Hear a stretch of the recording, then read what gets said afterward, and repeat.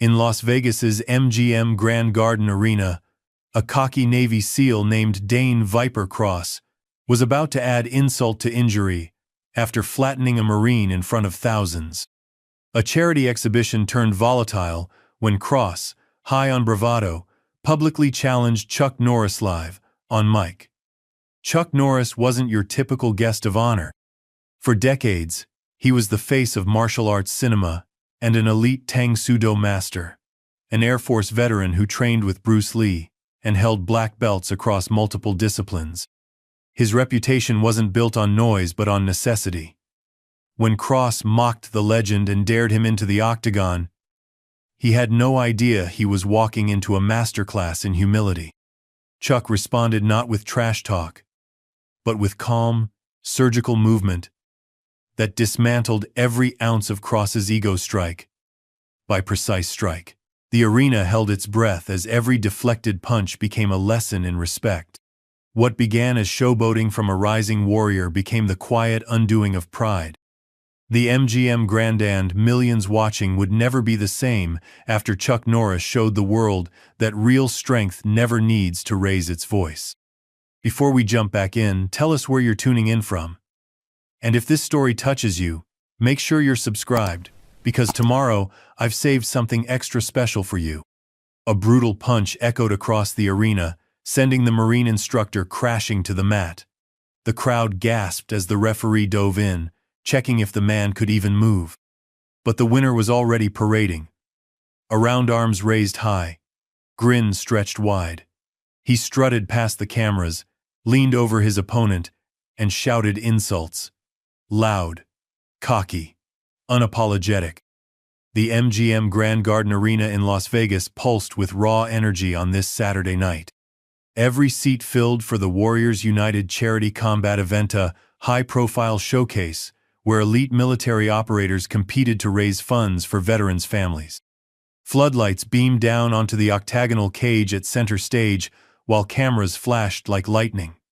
Banners representing each military branch hung from the rafters, swaying gently in the air-conditioned breeze. In the commentary booth above the floor, Major Samira Blake adjusted her headset. The former Green Beret's sharp eyes tracked every movement in the cage below. "And there you have it, folks," she said, her voice carrying through the arena speakers. "Dane Viper Cross remains undefeated in these exhibition matches.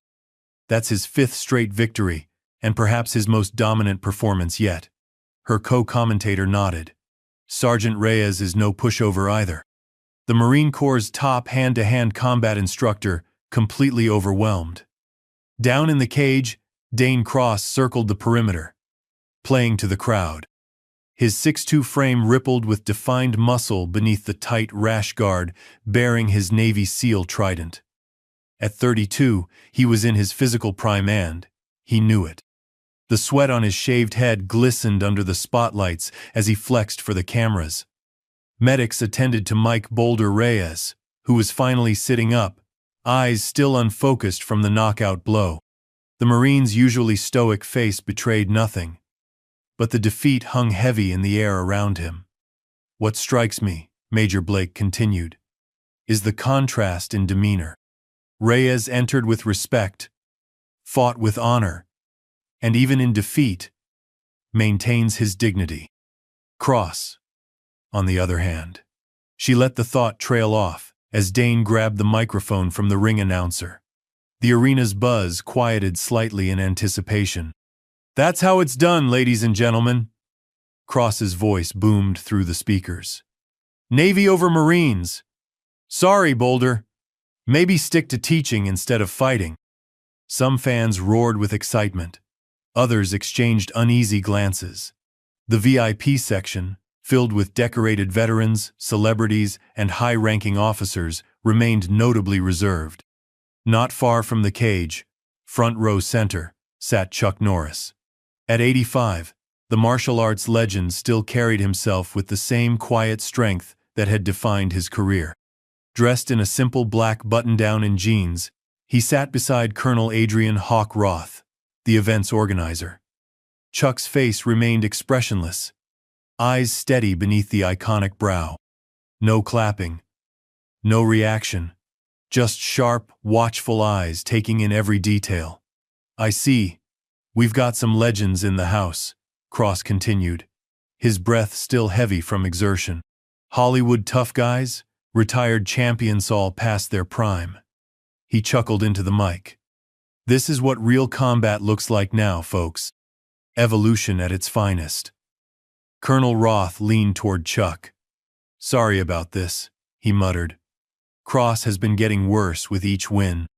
Great fighter, but the ego's out of control. Chuck offered a subtle nod but said nothing. His expression hadn't changed, not even a flicker.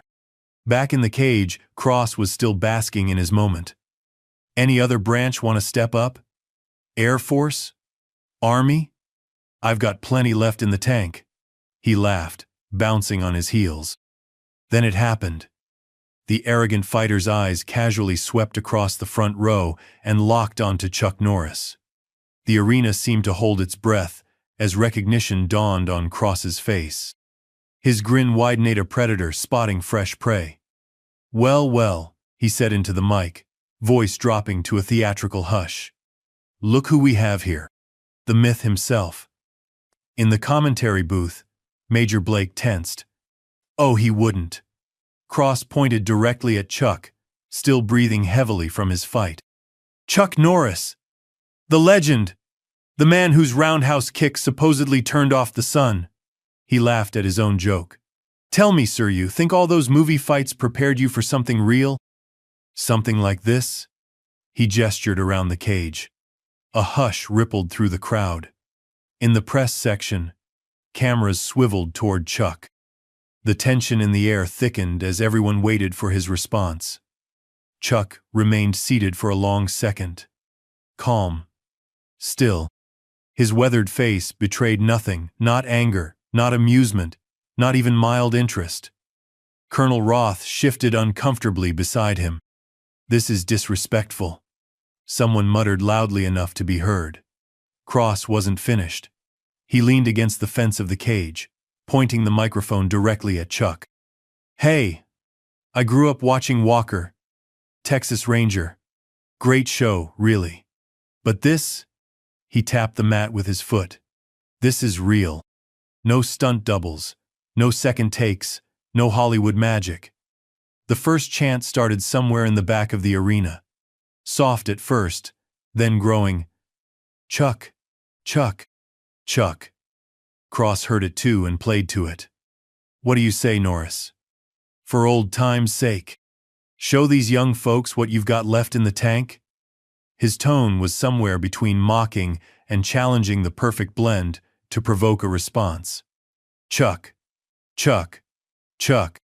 The chant grew louder, rippling through the crowd like a wave. Some fans were standing now, phones raised to capture whatever might happen next. In the commentary booth, Major Blake had gone silent, watching the scene unfold with professional concern. Her producer spoke in her earpiece.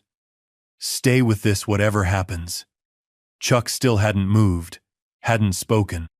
His eyes, those same eyes that had stared down countless opponents on screen and in real competition, remained fixed on Cross.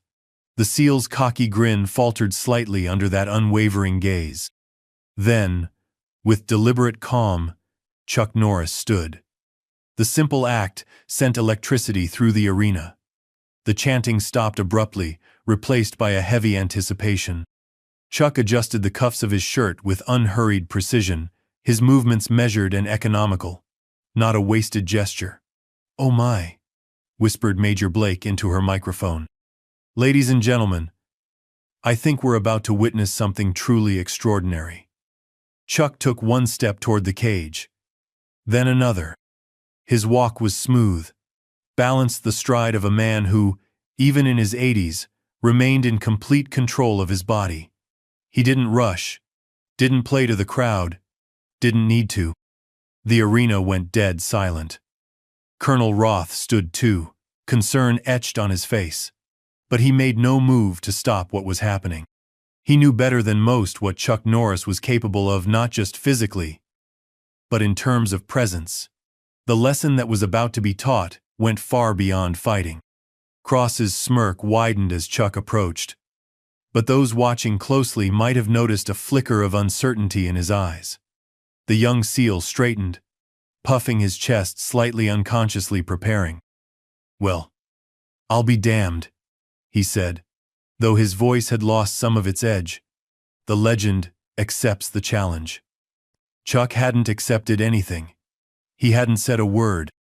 But as he reached the steps to the cage, everyone in the arena knew everything was about to change. Chuck Norris stood at the foot of the steps leading to the cage, the arena's silence, a physical weight pressing down on every spectator. His posture remained relaxed, but poised a coiled spring at perfect equilibrium. The path between him and Dane Cross suddenly seemed charged with invisible current. In the commentary booth, Major Samira Blake's voice was hushed, almost reverent. "For those just joining our broadcast, we're witnessing an unscheduled moment that defies description. Chuck Norris's. That Chuck Norris appears to be answering an impromptu challenge from Navy SEAL Dane Cross." Her co-commentator cleared his throat nervously. Should someone stop this? Mr. Norris is in his 80s. Major Blake's smile was audible in her response. "With all due respect to Mr. Cross's considerable abilities, I'm not sure age is the determining factor here." Down on the floor, Colonel Roth had made his way to the cage officials. After a brief, intense conversation, he gave a curt nod and stepped back. The veteran ranger knew Chuck well enough to understand this wasn't about ego or proving anything. This was about something deeper. Inside the cage, Dane Cross bounced lightly on the balls of his feet, feeding off the electric atmosphere. His initial bravado had given way to a more complex emotion, still confident, but now tinged with the first hints of doubt. The silence of the crowd unsettled him. He was used to noise, to reaction positive or negative. This hushed anticipation was something new. "Well?" he called out, voice echoing in the quiet. "Are we doing this, old-timer? Or just standing there looking tough?" Chuck's expression remained unchanged as he began ascending the steps. The security personnel stepped aside without question, parting like water.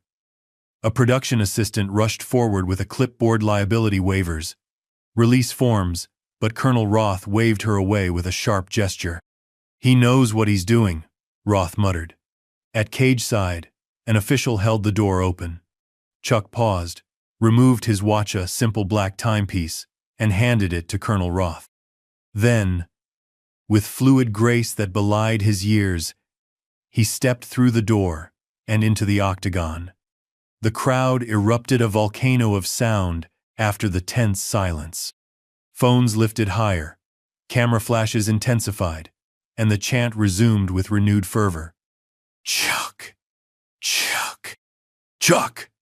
Cross's grin returned, wider than ever, but a keen observer might have noticed it didn't quite reach his eyes anymore.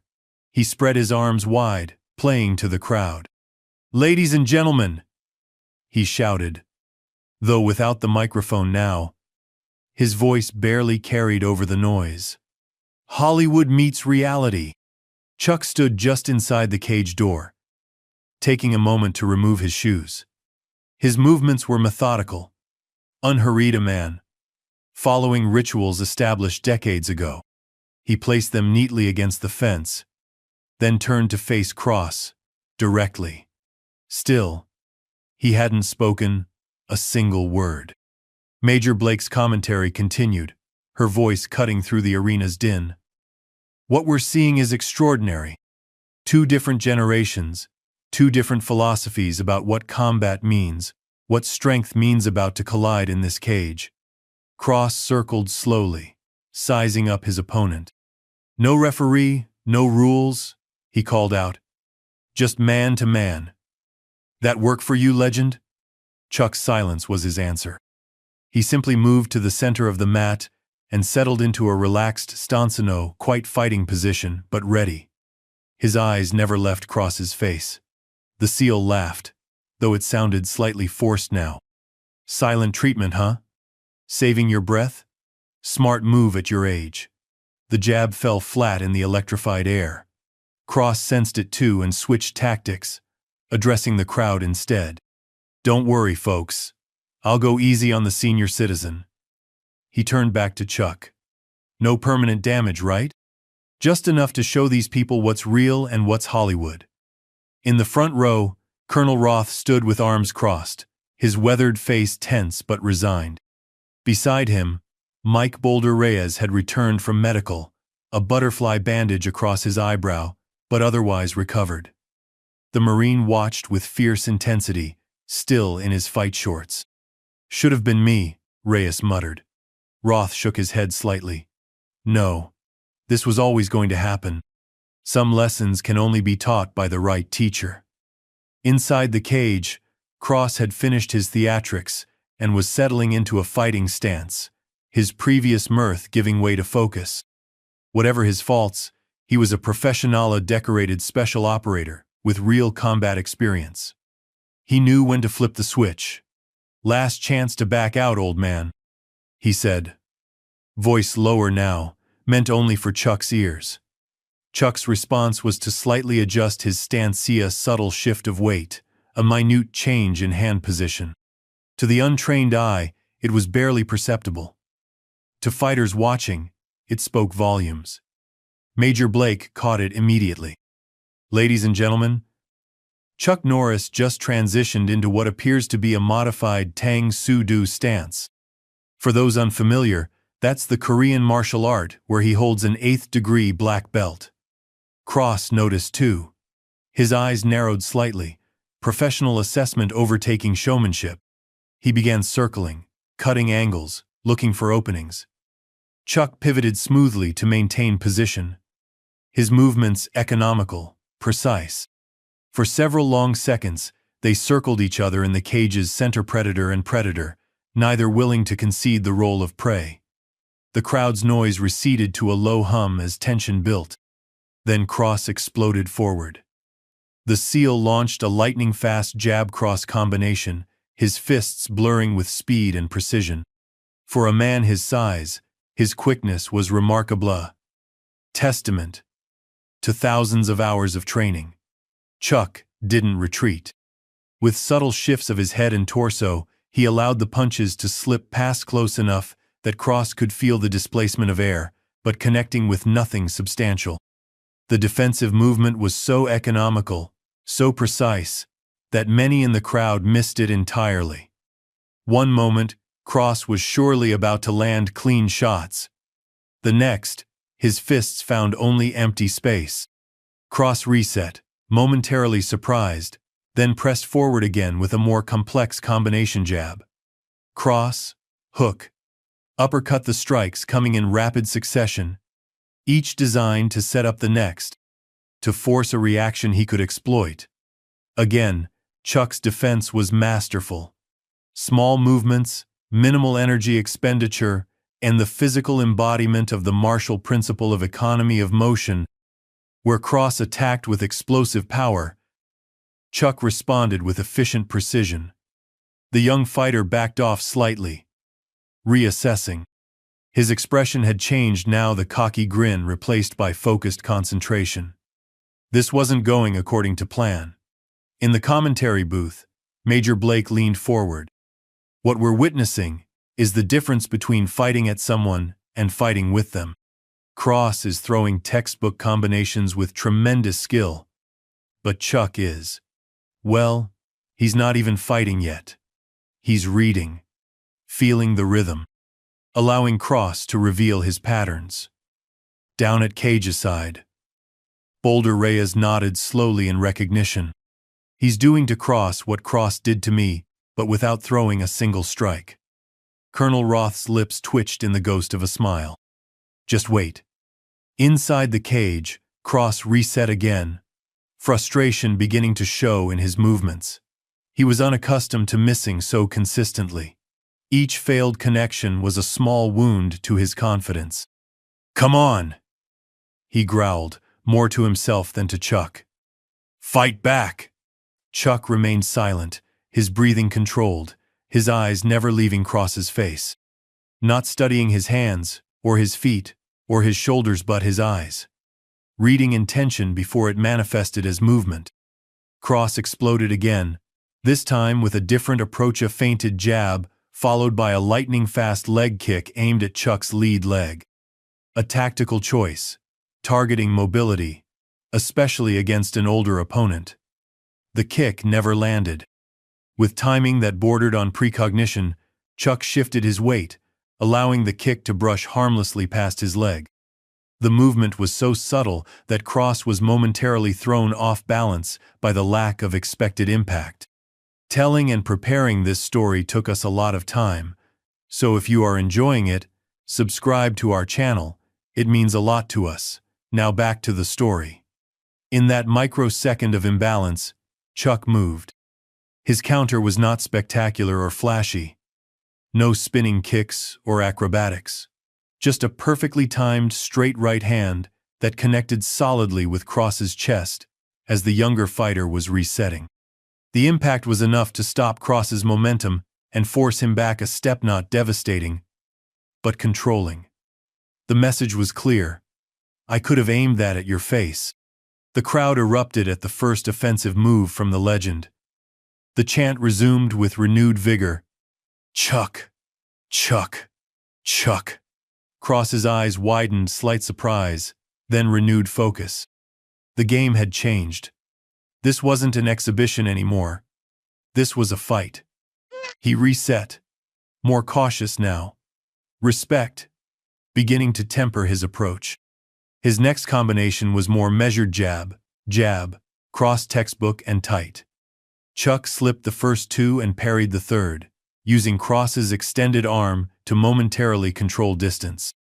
Again, not hurting the younger fighter, but dictating terms. Cross disengaged, circling again, reassessing. The cockiness had vanished from his expression, replaced by something approaching genuine concentration. For perhaps the first time in years, he was being forced to fight at the edge of his abilities. That's the thing about legends, Major Blake commented from the booth. They don't become legends by accident. The dynamic in the arena had shifted completely. The spectacle of an aging icon accepting a challenge had transformed into a master class in fighting fundamentals. Phones remained raised, but the mood had changed from anticipation of a train wreck to witnessing something profound. Cross launched another attack. This time, a complex sequence ending with a powerful roundhouse kick. Chuck blocked the initial punches and, in a move that defied his age, caught the kick cleanly. For a heartbeat, he held Cross's leg trapped against his side.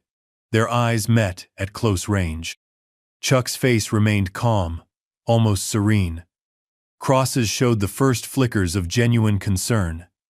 Then, Chuck released the leg, allowing Cross to reset once more. Not exploiting the capture, not taking the younger man down, just demonstrating that he could have. Colonel Roth nodded approvingly. He's not here to hurt the kid. He's here to teach him. Boulder Reyes squinted at the action. Teaching him what, exactly? Roth's response was simple. Respect. Inside the cage, Cross was growing visibly frustrated. His attacks were being neutralized with seemingly minimal effort. Yet Chuck wasn't pressing his own offense. It was like fighting a ghost substantial enough to block and parry, but refusing to engage on expected terms. Fight me! Cross finally burst out, loud enough for the front rows to hear. Actually fight me! Chuck's expression didn't change, but something shifted in his stance, a subtle realignment that only the most experienced fighters would recognize. His response was coming, but not in words. The arena held its breath, sensing the pivot point of this unexpected confrontation. The lesson was about to escalate. Cross, determined to force the action, launched his most committed attack yet, a blitzing combination of strikes designed to overwhelm through sheer volume and intensity. For a moment, it seemed to work. Chuck gave ground, backing toward the cage wall as the flurry of punches and kicks filled the space between them. But those who had studied Chuck Norris, truly studied his fighting philosophy, recognized what was happening. He wasn't retreating. He was leading. When his back neared the fence, Chuck planted his feet. As Cross launched what he thought would be a finishing sequence, the legend moved. Not with the explosive speed of youth, but with the perfect timing of experience. As Cross overextended on a right hook, Chuck pivoted, using the younger fighter's momentum against him. In one fluid motion, he slipped the punch and delivered a counter-strike of his own. Not to the head, but to the body. Clean. Precise. Enough to drive the air from Cross's lungs, but not enough to cause lasting damage. Cross gasped, momentarily stunned by the perfectly placed shot. He backed away, eyes wide with newfound respect and perhaps a touch of fear. The crowd roared its approval, but Chuck's expression never changed. This wasn't about them. This wasn't even about winning. This was about something far more fundamental. As Cross recovered and reset, the dynamic had irrevocably shifted. The brash young fighter now faced the legend with genuine wariness. Whatever happened next, the lesson had begun to take hold. Chuck stood in the center of the cage, calm and ready, waiting for Cross's next move. The silence between them spoke volumes that no trash talk ever could. The atmosphere in the MGM Grand Garden Arena had transformed completely. What had begun as a spectacly cocky young fighter challenging an aging legend had evolved into something approaching reverence. The crowd noise had changed from raucous cheers to a more focused intensity, punctuated by gasps and murmurs as the confrontation unfolded. Inside the cage, Dane Viper Cross circled Chuck Norris with newfound caution. Gone was the theatrical bouncing, the played-up swagger. His movements now were tight, professional, the true fighter, emerging from beneath the showman's veneer. Sweat glistened on his forehead, as much from tension as exertion.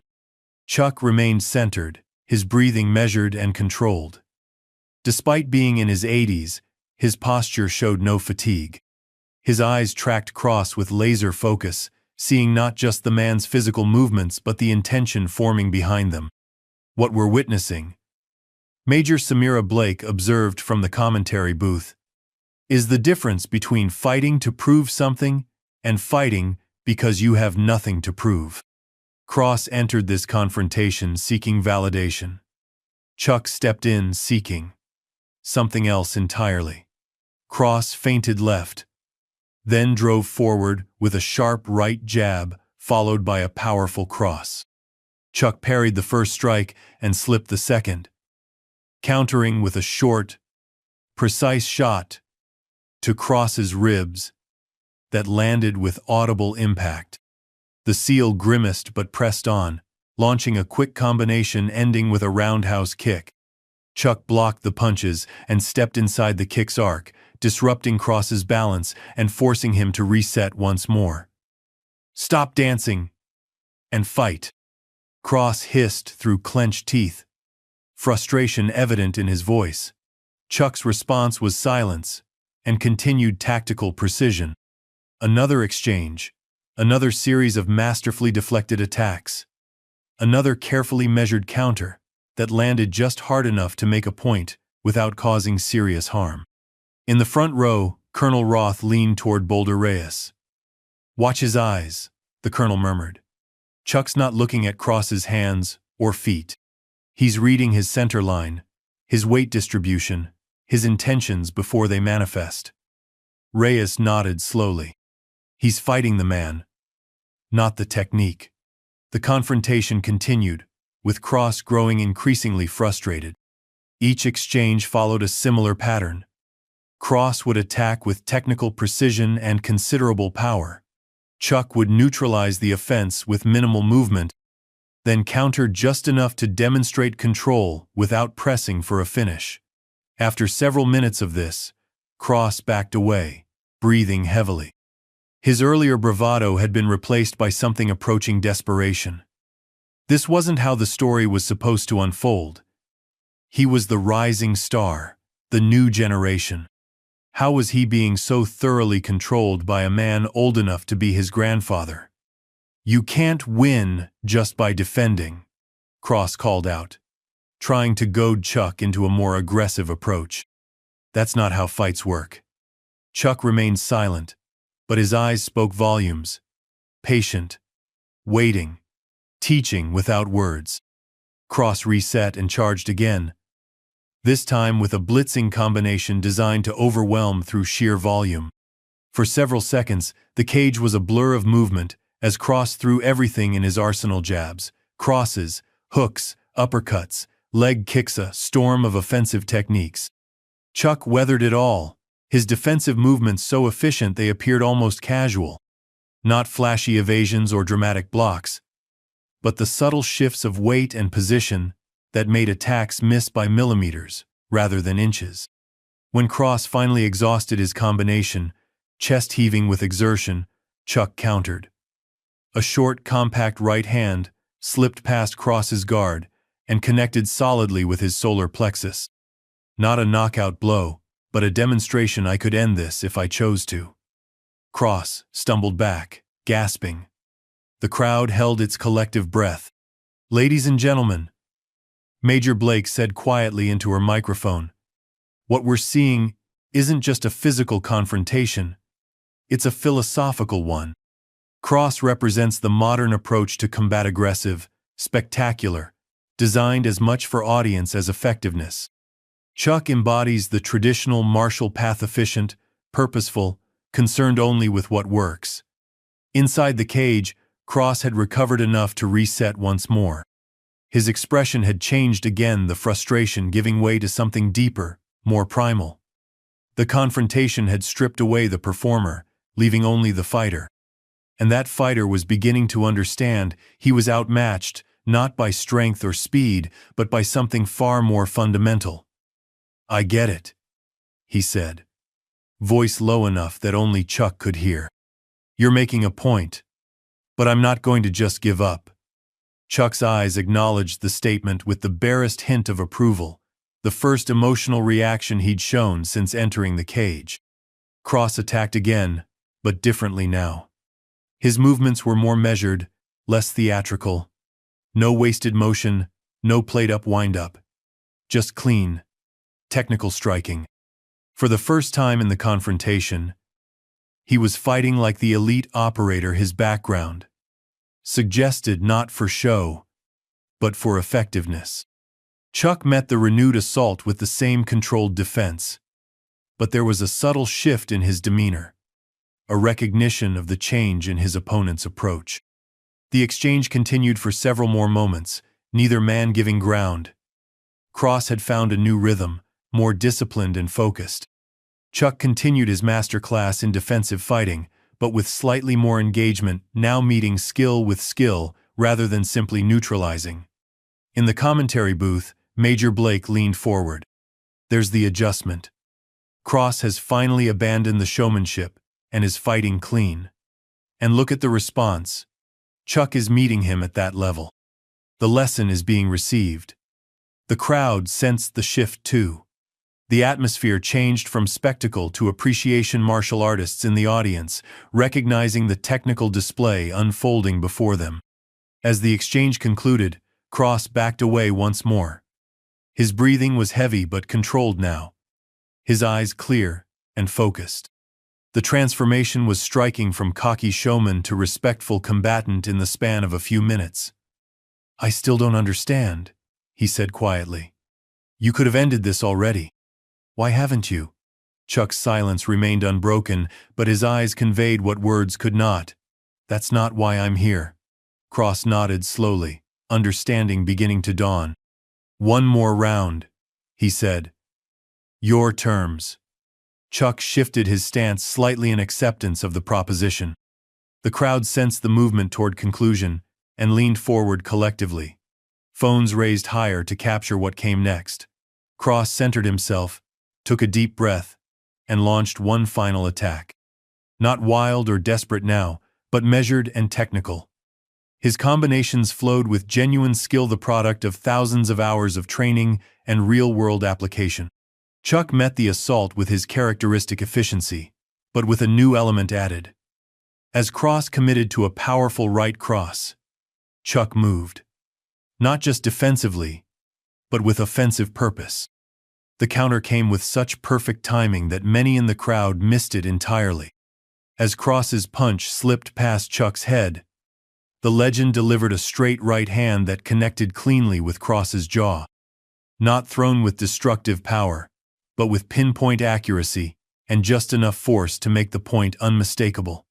Cross's head snapped back, his eyes momentarily unfocused. He stumbled, regained his balance, then steadied himself.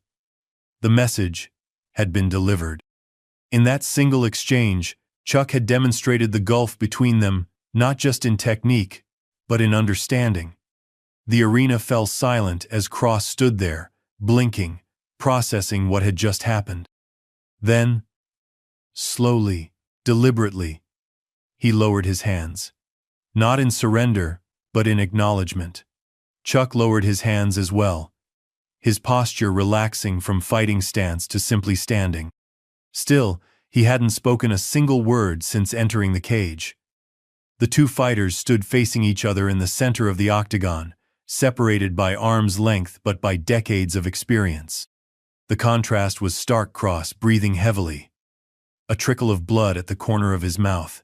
Chuck calm and composed, not even slightly winded. Then Cross did something that shocked the arena into complete silence. He bowed a formal, traditional martial arts bow. Not theatrical or mocking, but genuine. The gesture of a student acknowledging a master. Chuck returned the bow with equal formality, the movement fluid and natural. When they straightened, Cross extended his hand. Chuck took it without hesitation, the handshake firm but not challenging. "I misjudged," Cross said quietly. "Thank you for the lesson."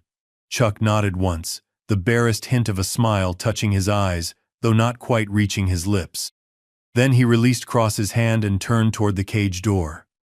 The arena erupted in thunderous applause as Chuck made his way out of the octagon. His exit as understated as his entrance had been. No victory celebration, no played-up moment for the cameras. Just quiet dignity and the unmistakable aura of a mission accomplished. As Chuck descended the steps, Colonel Roth waited with his watch. The old ranger's eyes were bright with something approaching pride. "Still got it," Roth said simply, handing over the timepiece. Chuck accepted the watch with a nod of thanks, slipping it back onto his wrist with practiced ease. Then, together, they began walking toward the exit tunnel, leaving behind a transformed arena and a humbled fighter. In the cage, Dane Cross stood alone, watching Chuck's departure with newfound understanding. The lesson had been delivered not with words or excessive force, but with something far more powerful: example. Major Blake's voice cut through the continuing applause. "Ladies and gentlemen, what we just witnessed wasn't just a physical confrontation. It was the passing of wisdom from one generation to another. A reminder that true mastery isn't about who can shout the loudest or hit the hardest. It's about control, efficiency, and purpose." As Chuck disappeared into the tunnel, the arena continued its ovation. Not for a knockout or a spectacular finish, but for something far rarer: a perfect demonstration of what martial arts, at its core, was always meant to be. The thunderous applause was still echoing through the MGM Grand Garden Arena as Chuck Norris disappeared down the exit tunnel. The crowd remained on its feet, phones raised high, capturing the moment when legend became reality. In the aftermath of what had just transpired, the atmosphere had transformed from raucous entertainment to something approaching reverence. Inside the cage, Dane Viper Cross stood alone, the reality of what had just happened slowly sinking in. The trickle of blood at the corner of his mouth was a physical reminder, but the true impact went much deeper. For perhaps the first time in his professional life, the Navy SEAL had been completely outclassed, not by superior strength or speed, but by something far more fundamental: Major Samira Blake's voice carried through the arena speakers. For those just joining our broadcast, you've missed something truly extraordinary. Chuck Norris Files. The Chuck Norris just stepped into this cage following an impromptu challenge from Navy SEAL Dane Cross. What followed wasn't so much a fight as a masterclass. Down in the front row, Boulder Reyes watched with newfound perspective. His own defeat at Cross's hands earlier now seemed part of a larger story, a necessary chapter leading to this unexpected climax. Did you know? Reyes asked Colonel Roth, who had returned to his seat after escorting Chuck to the exit.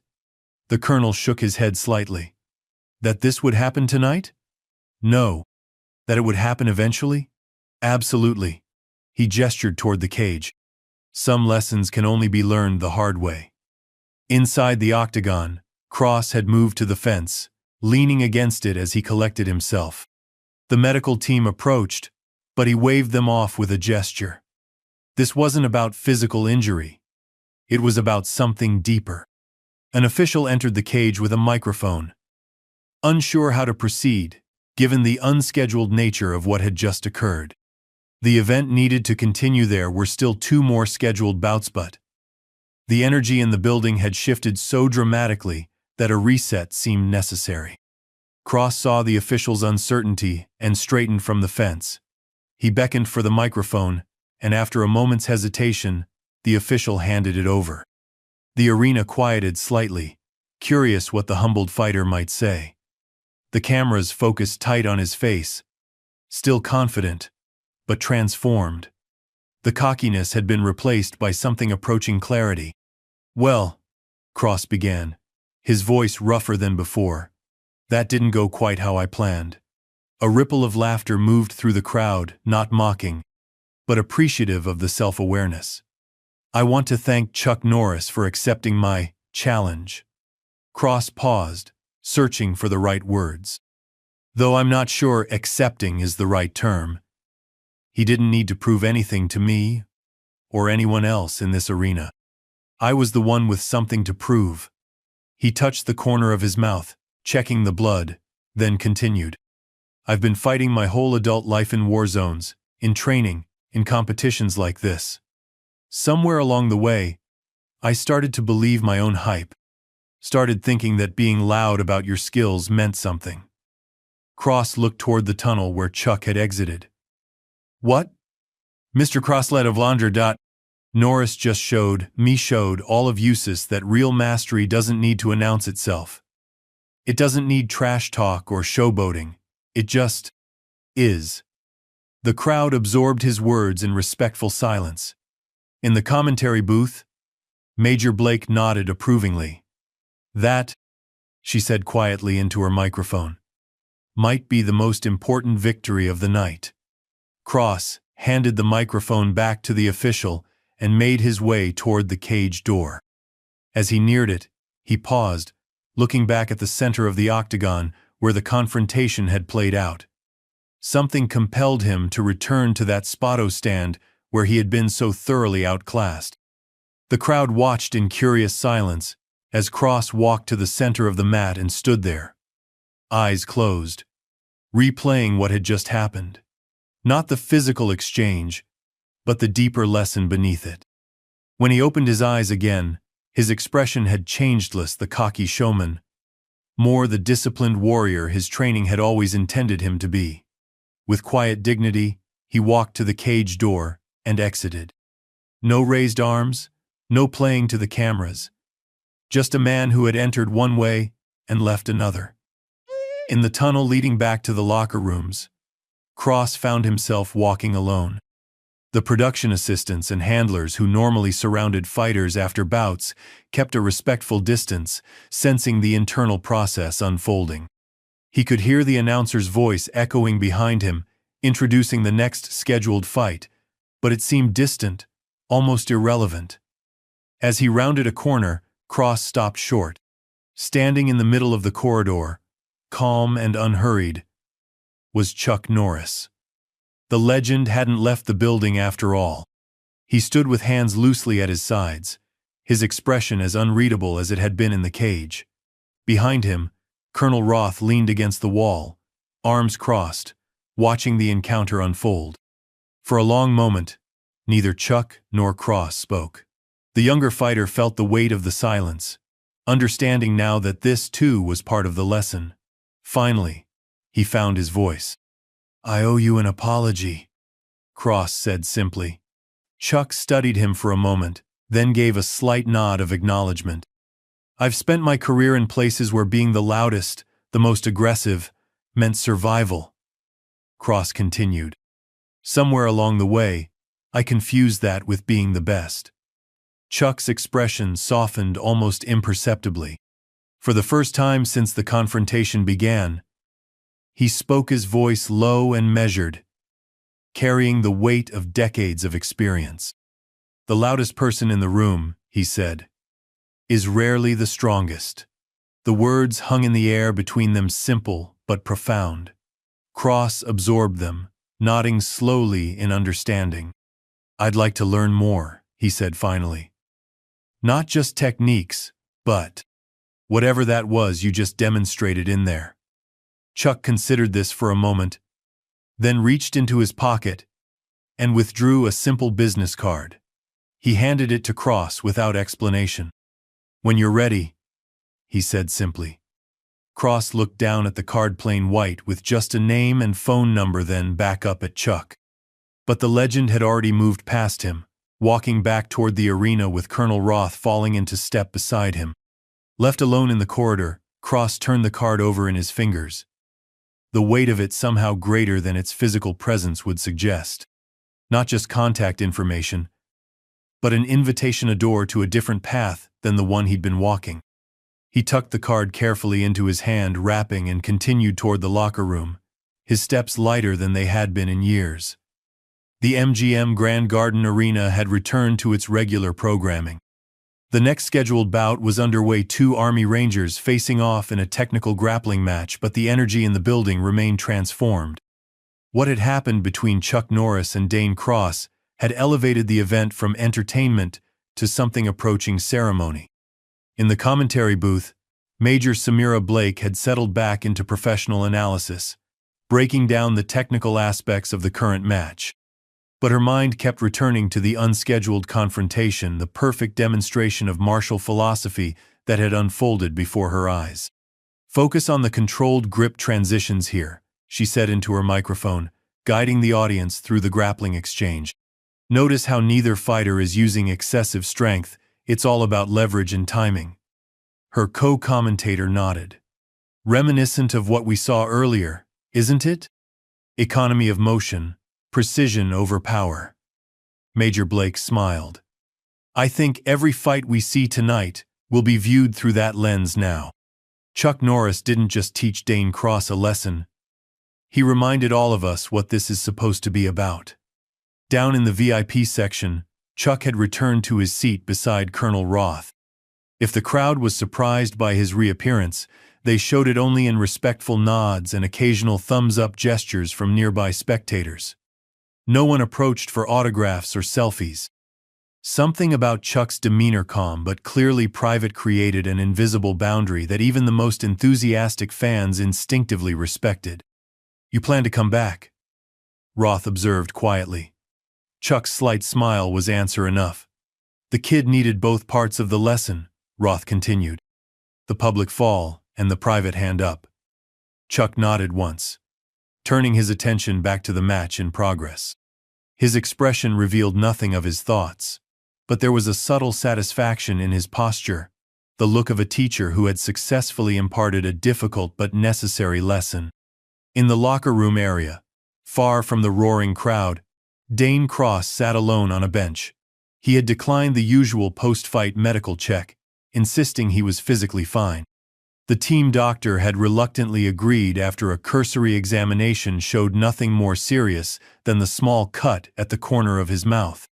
Cross had unwrapped his hands slowly. Methodically, a ritual he usually rushed through in his eagerness to return to the spotlight. Tonight, he found himself appreciating the deliberate process, the simple focus it required. When he reached the final layer on his right hand, Chuck's business card fell onto the bench beside him. He picked it up, studying it again. Simple white cardstock. The name, Chuck Norris, printed in black, followed by a phone number. No titles, no credentials, no flourishes. It didn't need any. Quite a night. Cross looked up to find Mike Boulder Reyes standing in the doorway, still in his fight shorts, but with a warm-up jacket thrown over his shoulders. "You could say that," Cross replied, gesturing to the bench beside him. Reyes hesitated, then sat. The two fighters' opponents less than an hour ago sat in silence for a moment. "I owe you an apology too," Cross said finally. "The way I acted after our fight." Reyes waved it off. "We all have lessons to learn. Some more publicly than others," Cross said with a rueful smile, touching the cut on his lip. Reyes chuckled. "If it helps, I think half the fighters here were secretly hoping to be in your shoes. Getting embarrassed by an 80-year-old man? Learning from a legend?" Reyes corrected. "There's not a martial artist alive who wouldn't trade places with you right now." Cross considered this, turning the business card over in his fingers. "He spoke to me afterward. In the tunnel." Reyes's eyebrows rose. "What did he say?" "Not much. Just enough." Cross tucked the card carefully into his wallet. "What about you? How are you feeling after our fight? Physically?" "I've had worse." Reyes shrugged. "Ego's a bit bruised, but that'll heal." "Next time," Cross said, "I'd like us to train together first. Compare techniques, share knowledge, if you're open to it." Reyes studied him for a moment, looking for signs of the old arrogance. Finding none, he nodded. "I'd like that." The two fighters shook hands, not the theatrical post-fight handshake for cameras, but a genuine gesture between professionals. "I should get back," Reyes said, standing. "Colonel Roth wants all the participants visible for the final bout." Cross nodded. "I'll be there in a minute." After Reyes left, Cross sat for a moment longer, absorbing the quiet of the empty locker room. His mind replayed not the physical confrontation with Chuck, but the moment afterward, the silent exchange in the tunnel that had somehow meant more than all the technical mastery displayed in the cage. Finally, he stood and prepared to return to the arena. As he reached the door, he caught a glimpse of himself in a wall mirror. The reflection showed the same physical person who had entered the building hours earlier. But the eyes looking back at him belonged to someone different. Someone humbled, but somehow stronger for it. Up in the broadcast booth, Major Blake was wrapping up her commentary on the latest bout when her producer spoke in her earpiece. "We've got Chuck Norris and Colonel Roth coming up for a quick interview during the break. 3 minutes, tops." Major Blake straightened in surprise. "Chuck agreed to an interview?" "Colonel Roth arranged it. Said Chuck had something he wanted to share." Minutes later, as the fighters from the recently concluded match exited the cage, Chuck and Colonel Roth made their way up to the broadcast position. The crowd noticed the movement and a ripple of recognition spread across the arena, phones rising once more to capture the legend's appearance. Major Blake welcomed them warmly, offering Chuck the seat beside her. He took it with a polite nod of thanks. "Ladies and gentlemen, I'm honored to be joined by Chuck Norris and Colonel Adrian Hawk Roth, the organizer of tonight's Warriors United charity event." Major Blake turned to Chuck. "I have to say, Mr. Norris, none of us expected to see you in the cage tonight." Chuck's smile was slight, but genuine. "Neither did I." The simple response, delivered with perfect timing, drew appreciative laughter from the broadcast team. Major Blake continued. "What we witnessed was extraordinary, not just the physical demonstration, but the lesson behind it. Was that your intention when you accepted Cross's challenge?" Chuck considered the question carefully before answering. "When someone challenges you publicly, there are many ways to respond. You can ignore it, you can match their energy, or you can change the terms of engagement entirely. And that's what you chose to do." Major Blake nodded.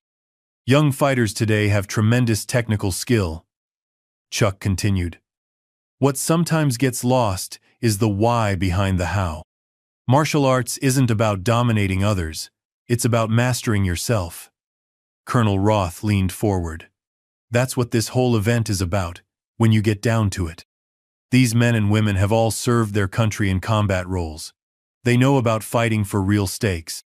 Tonight is about channeling that experience into something positive, raising money for veterans, while demonstrating the discipline and control that makes our special operators the best in the world.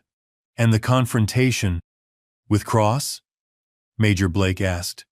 Chuck's expression remained measured. Dane Cross is an exceptional fighter with a distinguished service record. What happened tonight doesn't diminish that. If anything, it adds to it. How so? Major Blake pressed. The true measure of a warrior isn't how they handle victory, Chuck said simply. It's how they respond to defeat. The wisdom in the statement hung in the air for a moment before Major Blake nodded in understanding. And how would you say he responded? With honor, Chuck replied. When it mattered most. Colonel Roth checked his watch and stood. We should head back down. The final bout is about to begin.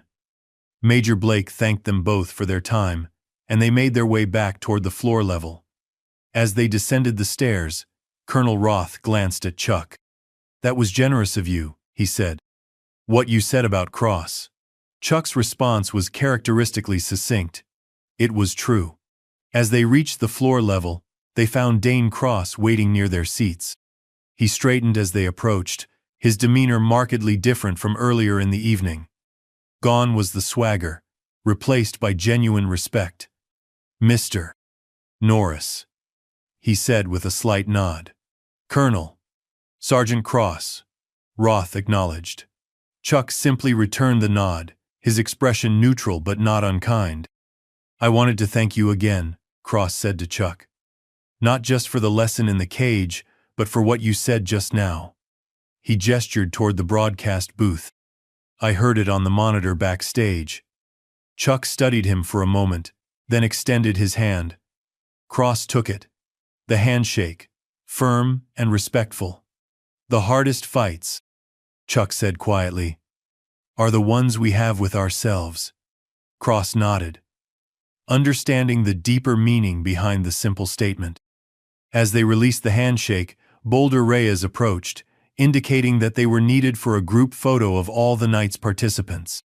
As Cross moved to join the other fighters, Colonel Roth turned to Chuck. Will you join the photo? Chuck shook his head slightly. This is their night. Roth nodded in understanding and moved to join the group, leaving Chuck standing alone at the edge of the floor area. As the photographers arranged the fighters, Cross glanced back at where Chuck stood. Their eyes met briefly across the distance, teacher and student, legend and learner. In that silent exchange, more was communicated than words could ever convey. The torch of martial wisdom wasn't passed through loud proclamations or public ceremonies, but in quiet moments of recognition between those who understood its true weight. As camera flashes illuminated the group of elite warriors, Chuck turned and made his way toward the exit. His part in the evening's story was complete. What followed would be up to those who had witnessed and experienced the lesson, particularly the young SEAL who had entered the cage as one person and left as another. Chuck moved through the backstage area with the same quiet dignity that characterized his every action. Security personnel and event staff nodded respectfully as he passed, no one attempting to delay or detain him. As he reached the private exit that would lead to the parking area, he paused, looking back toward the arena one last time. The sound of the crowd washed over, him excited, energized, but somehow more respectful than before. Something had shifted in the building tonight. A recalibration of what was valued and celebrated. It wouldn't last forever, such moments rarely did, but for now, at least, the balance between spectacle and substance had been restored. Satisfied, Chuck pushed through the exit door and stepped into the cool Las Vegas night, leaving behind an arena forever changed by his silent eloquence. Dawn broke over Las Vegas. the city's neon gradually yielding to the soft gold of desert sunlight. Inside a sparse hotel gym, Dane Cross moved through a series of katastha formal exercises he had largely abandoned years ago in favor of more combat-oriented training. His movements were deliberate, focused, stripped of the flashy embellishments that had characterized his public persona. Each stance, each transition, each strike was executed with newfound attention to fundamentals. Not performed for an audience or cameras, but for the pursuit of something deeper, reconnection with the roots of his martial training that had been overshadowed by accolades and attention. Cross completed the sequence and paused, breathing steadily. He reached for his phone, checking the time 5:47. But his attention was caught by the flood of notifications. Social media was ablaze with clips from the previous night, his name trending alongside Chuck Norris's. He scrolled briefly through the headlines. Chuck Norris schools. Cocky Navy SEAL in surprise. Showdown. Legend vs. Loudmouth. Humility wins by knockout. Viral. The moment Chuck Norris silenced the trash talk. A week ago, this kind of attention, even negative, would have thrilled him. The algorithm didn't distinguish between praise and criticism, it only measured engagement. Any publicity was good publicity in the economy of likes and shares. But now, it felt hollow. Almost irrelevant. Cross set the phone down without opening any of the links and returned to his training. As he moved through another sequence, his mind replayed not the physical confrontation in the cage, but the moment afterward in the tunnel. Chuck's words. The loudest person in the room is rarely the strongest, had lodged in his consciousness, becoming a touchstone against which he now measured his thoughts and actions. The hotel room door opened quietly as his teammate, Lieutenant Ryan Shaw, entered with 2 coffee cups. "Thought I'd find you here," Shaw said, setting 1 cup down on a nearby bench. "Been at it long?" "Couple hours," Cross replied, completing his form before reaching for the coffee. "Thanks." Shaw leaned against the wall, studying his friend with curious eyes. "You good? After everything last night?" Cross took a long sip before answering. "Better than good, actually." "Really?" Shaw sounded skeptical. "Because most guys wouldn't be after what happened." Cross smiled slightly. "Most guys didn't get the gift I got." "Gift?" Shaw raised an eyebrow. "That's an interesting way to frame having your ass handed to you in front of millions." "That's because you're looking at the wrong part," Cross replied, setting his coffee down and resuming his stance. "Watch this form and tell me what you see." He began moving through the kata again, each position crisp, each transition fluid, each strike precise. Shaw watched with growing appreciation. "Damn," he said when Cross finished. "That's different. You've stripped away all the flash." Cross nodded. "All the noise, too. Just the essence now." Shaw shook his head slightly, bemused. "One session with Norris did that?" "Not the session," Cross corrected. "The realization that came with it." He paused, searching for the right words. "I've been fighting to be seen, to be acknowledged. Every match, every video, every post-it was all about visibility. And now?" Cross gestured to the empty gym. "Now I'm training when no one's watching. For myself, not for the audience." He smiled. "Turns out there's freedom in that." Across town, in the executive offices of the MGM Grand, Colonel Adrian Hawk Roth sat reviewing the preliminary numbers from the charity event. Beside him, Major Samira Blake scrolled through her own tablet, compiling data for the official press release. "Final tally on donations," she announced, looking up. $4.7 million more than double last year's event. Roth nodded, satisfaction evident in his expression. "The extra publicity didn't hurt." "You think that was coincidence?" Major Blake asked, a knowing smile playing at the corners of her mouth. "Chuck just happening to be there on the night Cross was scheduled to fight?" Roth's poker face was impeccable. Chuck supports veterans' causes. Has for decades. Uh-huh. Major Blake wasn't convinced, and it's pure chance that he was seated front row, directly in Cross's line of sight? Roth allowed himself a small smile. I may have mentioned to Chuck that we had a young fighter who could benefit from his particular brand of wisdom.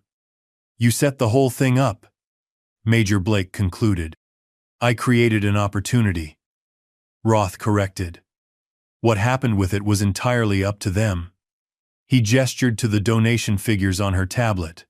Besides, look at the result. The real winners are the veterans who'll benefit from these funds. Major Blake couldn't argue with that. And Cross? You think the lesson took? Roth's expression grew more thoughtful. Time will tell, but if I were a betting man. He trailed off, then changed the subject. How's the media coverage shaping up? Beyond anything we could have hoped for, she replied, pulling up a series of analytics. The clips have gone viral across every platform, but there's something interesting about the comments. Oh? People aren't just talking about the physical confrontation. They're discussing the philosophy behind it. The contrast between showmanship and substance. Between ego and discipline. She scrolled through some examples. It sparked a genuine conversation about what martial arts is supposed to represent. Roth nodded, pleased but not surprised. That's Chuck for you. He doesn't just teach the individual, he teaches everyone watching. Major Blake's phone buzzed with a text message. She glanced at it, then looked up at Roth with raised eyebrows.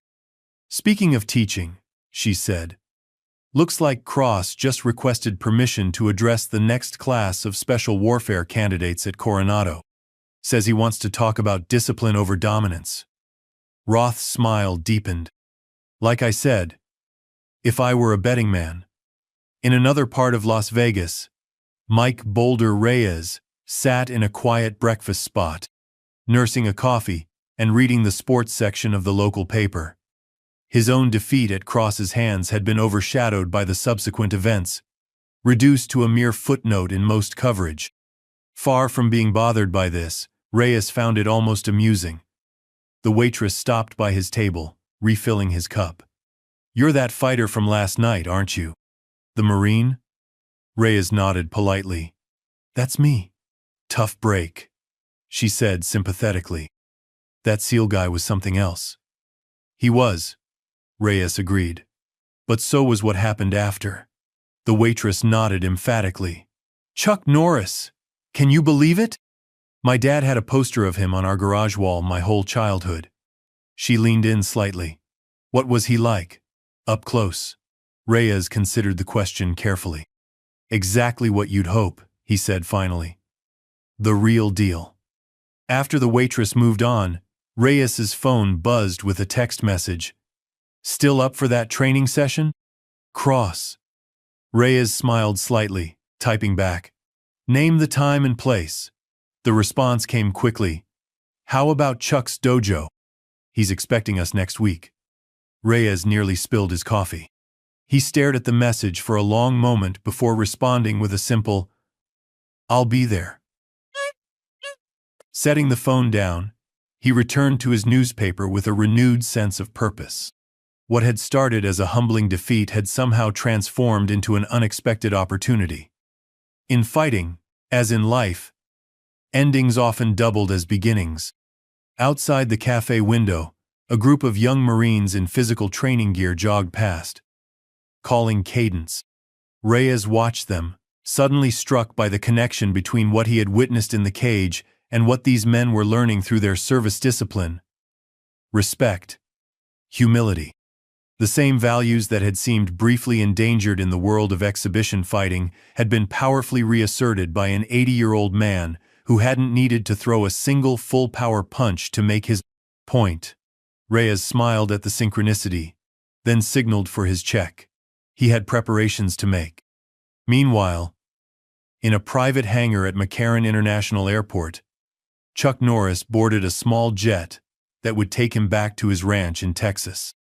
He moved with the same quiet efficiency that characterized all his actions. carrying only a small duffel bag and nodding politely to the flight crew. As he settled into his seat, he removed his phone from his pocket and checked a single message that had arrived earlier that morning. "They're both coming. Tuesday at 9. Roth." Chuck allowed himself a small smile as he tucked the phone away. No response was necessary. The wheels were in motion, the next chapter already beginning to unfold. Captain Lisa Vaughn, the co-pilot, approached respectfully. "Mr. Norris? We're honored to have you aboard. Everything comfortable for you?" Chuck nodded. "Perfect, thank you." She hesitated, then added, "My father was stationed at Osan Air Base in Korea when you were filming there in the 70s. He still talks about meeting you. Said it changed how he approached his service." "Your father's name?" Chuck asked. "Technical Sergeant James Vaughn." Chuck thought for a moment, then nodded. "I remember him. Good man. Please give him my regards." Captain Vaughn's eyes widened slightly. "You remember him? After all these years?" Chuck's expression was warm, but matter-of-fact. People matter more than time. The simple philosophy, delivered without pretension, left the co-pilot momentarily speechless. She nodded respectfully and returned to the cockpit. A new story to share with her father now added to the family lore. As the jet taxied toward the runway, Chuck gazed out the window at the Las Vegas skyline. The city of spectacle and illusion seemed an appropriate backdrop for what had transpired, a reminder that beneath the flashing lights and manufactured personas, authentic character still mattered. The pilot's voice came over the intercom, announcing their imminent departure. Chuck leaned back in his seat, closing his eyes as the engines spooled up. His work here was done, but its effects would continue to ripple outward, not just through Cross and those who had witnessed the confrontation directly, but through the thousands who would see the clips, read the stories, and perhaps, just perhaps, reconsider their own understanding of strength, discipline, and respect. That was the nature of true legacy, not the monuments built to commemorate it, but the quiet influence that continued long after the teacher had left the room. 3 days later, at the Naval Special Warfare Command in Coronado, California, Dane Cross stood before a group of SEAL candidates. As one of the most decorated operators in recent years, he regularly participated in the training program, sharing insights from his field experience. But today's session was different. The young men before him, tired, salt-crusted, and hungry for any advantage that might help them survive the brutal selection process, noticed it immediately. Gone was the larger-than-life persona that had made Cross a minor celebrity in military circles. In its place was something more grounded, more authentic. "The most important weapon you'll ever wield," Cross began, his voice carrying across the training yard, "isn't your rifle, your knife, or even your fists. It's your discipline." The candidates listened intently, some still dripping seawater from their morning evolution. "In the field, under fire, you won't rise to the occasion," Cross continued. "You'll default to your training, to the habits you've built, to the person you've become when no one's watching." A young candidate in the front row raised his hand. "Sir, we saw the video. With you and Chuck Norris." Cross nodded, not surprised. "And what did you see?" "You got beat," the candidate said bluntly.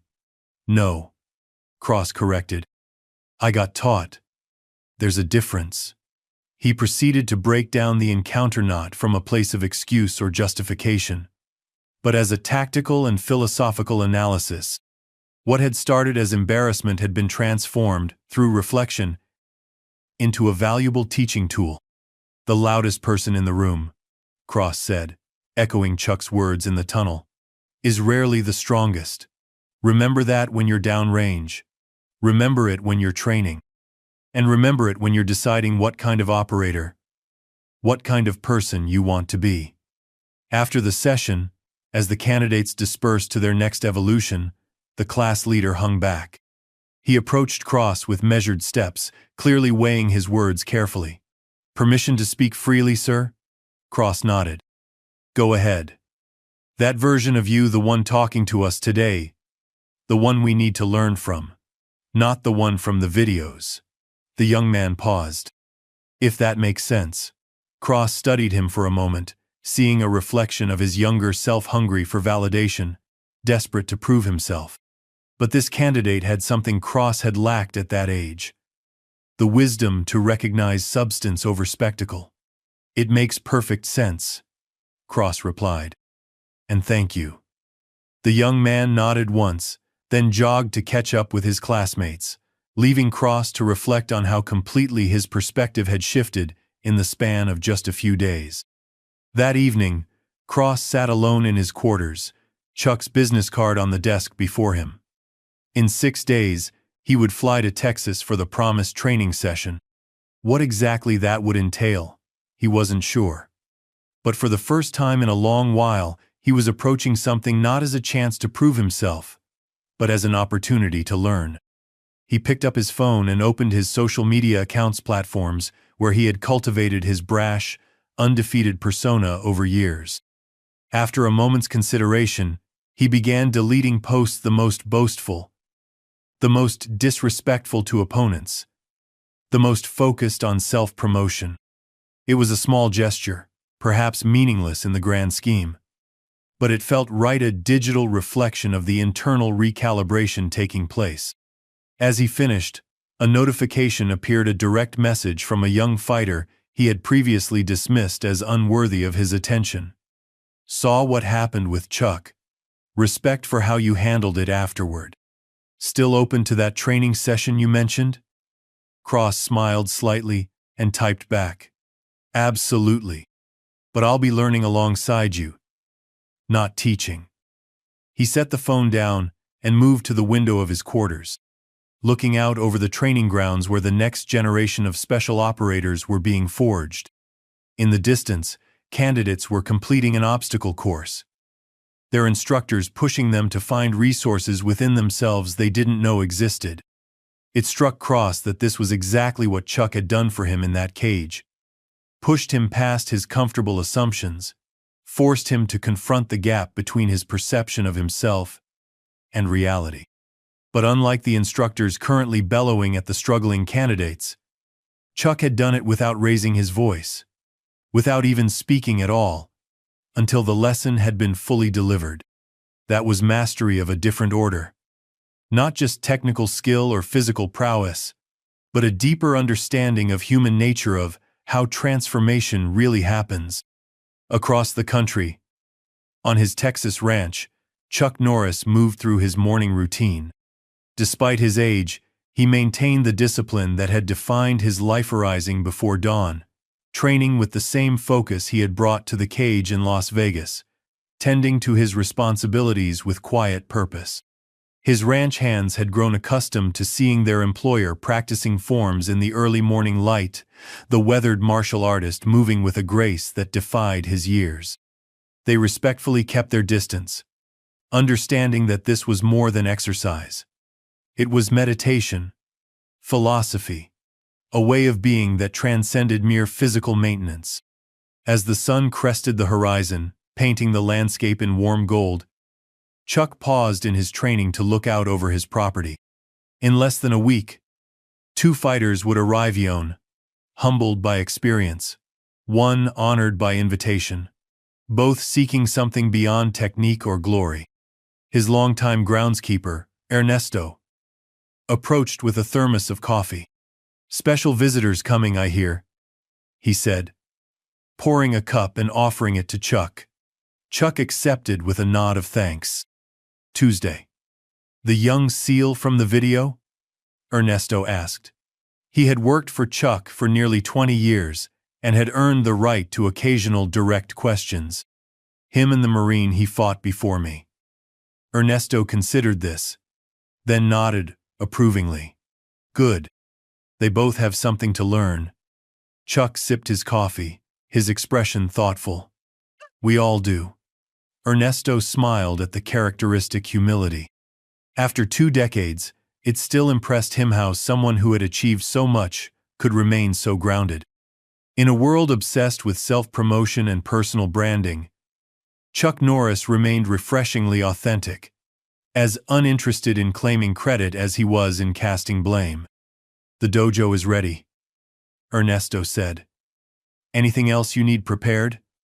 Chuck shook his head. "Just the usual accommodations in the guest house." As Ernesto turned to leave, Chuck added, "And make sure the old uniforms are laid out." The groundskeeper nodded, understanding the significance. The traditional martial arts uniforms, not the flashy modern fighting gear, but the simple white dobok of traditional Tang Su Daowold, set the tone for what was to come. A return to fundamentals, to first principles. Chuck returned to his exercises, moving with the fluid precision that decades of training had ingrained. Not fighting against time or age, but working in harmony with theme, adapting, adjusting, advancing, in understanding, if not in physical capability. This was the legacy he had built over a lifetime. Just the championships, or the films, or the cultural phenomenon he had become, but the philosophy he embodied. The understanding that true mastery wasn't about dominating others, but about conquering oneself. That respect couldn't be demanded, only earned. That strength wasn't measured by how hard you could hit, but by how centered you could remain when the world tried to move you. In a small office at the rear of his property, Chuck's assistant, Maria, was handling the day's correspondence. Among the stack of letters was one that had been forwarded from his manager, a note from a 10-year-old boy in Ohio who had seen the viral video of the confrontation with Cross. "Dear Mr. Norris," the letter read in careful printing, "I saw how you fought that Navy SEAL who was being mean. You didn't yell or get mad. You just showed him how to fight right. My dad says that's what real black belts do. I start karate classes next week, and I'm going to try to be like you." Maria set the letter aside for Chuck to read later, knowing it would mean more to him than the numerous media requests and endorsement offers that had flooded in since the event. Throughout his career, this had been his true measure of success, not box office numbers or championship titles, but the moments when his example inspired others to find their better selves. In Las Vegas, the Warriors United event had already faded from the headlines, replaced by newer spectacles and controversies. But its effects continued to reverberate through the lives it had touched: the fighters who participated, the veterans who benefited, the audience who witnessed a moment of authentic wisdom amid the carefully choreographed entertainment. And in a small dojo on a Texas ranch, preparations were being made for a different kind of encounter, not a confrontation, but a continuation, not an ending, but a beginning. The torch was being passed, not with fanfare or ceremony, but in the most appropriate way possible, quietly, respectfully, from one practitioner to another, from those who had walked the path to those just beginning to understand its true direction, because that was how real change happened, not in spectacular moments captured for posterity, but in quiet decisions made when no one was watching. Not in victories trumpeted to the world, but in defeats absorbed and transformed into wisdom. This was the lesson Chuck Norris had delivered without words in that Las Vegas cage. This was the legacy being built, one silent example at a time, not in how loudly you could proclaim your strength, but in how quietly you could demonstrate it. Not in defeating others, but in mastering yourself. Not in demanding respect, but in living in a manner worthy of it. A legacy defined not by noise, but by its absence. Not by spectacle, but by substance. Not by what was said, but by what didn't need to be. Up next, we have 2 more incredible stories that are waiting for you. Just click the image you want to watch, and it will take you there. If you enjoyed this video, make sure to subscribe. It would mean a lot.